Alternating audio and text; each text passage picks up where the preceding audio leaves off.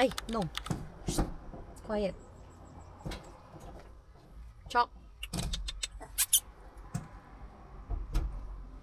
Okay na po. Ay. Kuya, may naiwan ba akong ganito po? Kung meron po. Kailan po? Ito yung pumutok noon kuya nung... What? Kailan ba yun yung... Naalala mo kuya? Hindi po. Kung meron pong naiwan po na card. Anong pangalan, ma'am? Ito po yung asawa ko. Joel Gapasin po. Kasi ginamit ko po, hindi ko na po mahina. Opo. Ganito po yung card. Dito na lang, ma'am. Hindi ko po sure ate, pero hindi ko na ko mahanap. In case lang po baka naiwan ko. May pangalan sa doon, ma'am. Ganito po yung card niya po. Pero ginagamit ko rin po yan ate.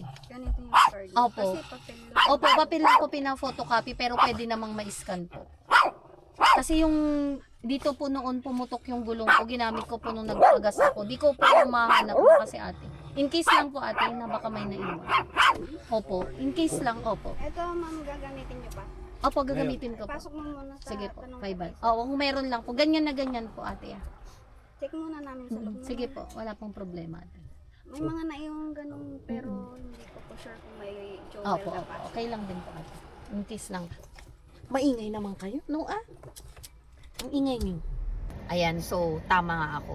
Naiwan ko dito noon nung nasiraan ako ng gulong. Yung pumutok yung gulong ko noon nung galing ako sa Baguio. So, eto na yung original, mister. Nandito na.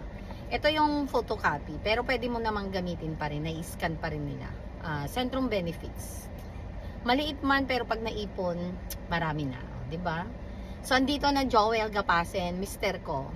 Nakita ko na. Sabi ko na naiwan ko dito noon. Hindi siguro na ibalik din nung nag-assist sa akin na sa naggas. Pero importante, binalik na nila. Sabi ko na kahit kabaw ako. What? Kahit kabaw ako Choco, 'di ba? Yung memory ko din minsan tama din Yan lang.